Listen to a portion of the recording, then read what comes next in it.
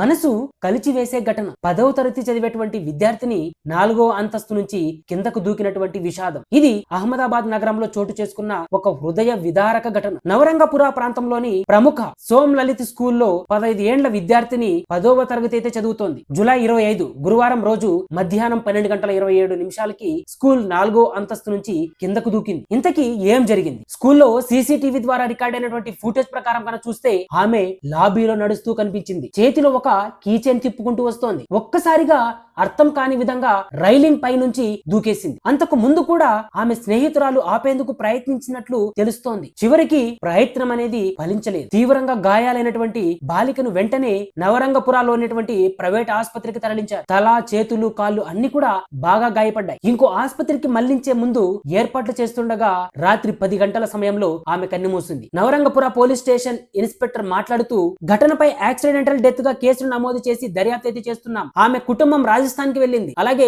వారు తిరిగి వచ్చిన తర్వాత వాళ్ళను విచారిస్తామన్నారు. స్కూల్ ప్రిన్సిపల్ అయినటువంటి లీనా అరోరా వెల్లడించినటువంటి వివరాలు చూస్తే కన ఆమె ఇటీవల స్కూల్ కు రాలేదు. ఒక నెల రోజుల పాటు మెడికల్ లీవ్ తీసుకునింది. 15 రోజుల క్రితం మాత్రమే తిరిగి స్కూల్ కు జాయిన్ అయింది. ఆమె యొక్క తల్లిదండ్రులు మెడికల్ సర్టిఫికెట్ కూడా సబ్మిట్ చేశారు. ఆ రోజు ఉదయం ఆమె తరగతిలో కూడా చాలా డిస్టర్బ్ గా కనిపించింది అని చెప్పాడు. పోస్ట్ మార్టం కూడా జరిగింది. ఇంకా నివేదిక రాలేదు. తరువాత డిఈఓ అధికారి స్కూల్ నుంచి పూర్తి వివరాలను కావాలని కోరారు. ఈ ఘటన వెనకాల అసలైనటువంటి కారణాలేంటో తెలుసుకోవాలంటే టీచర్లు అలాగే ఫ్రెండ్స్, కుటుంబ సభ్యుల స్టేట్మెంట్లు కీలకంగా కానున్నాయి. ఇంతకీ తన జీవితంలో ఏం జరిగింది? ఓ చిన్నారి జీవితం అంత త్వరగా ముగిసిపోవడం, ఓ కుటుంబం ఊహించని శోకాన్ని అనుభవించడం అంటే సామాజికంగా మనం ఎంత శ్రద్ధ చూపించాలో గుర్తు చేస్తోంది. అందుకే మనం మన చుట్టూ ఉన్న వారిని ఆత్మీయంగా గమనించాలి. ఆవేశంలో ఏ నిర్ణయం తీసుకోవద్దని పిల్లలకు ఎప్పటికప్పుడు ధైర్యాన్ని, మార్గనిర్దేశాలను ఇస్తూ ఉండాలి.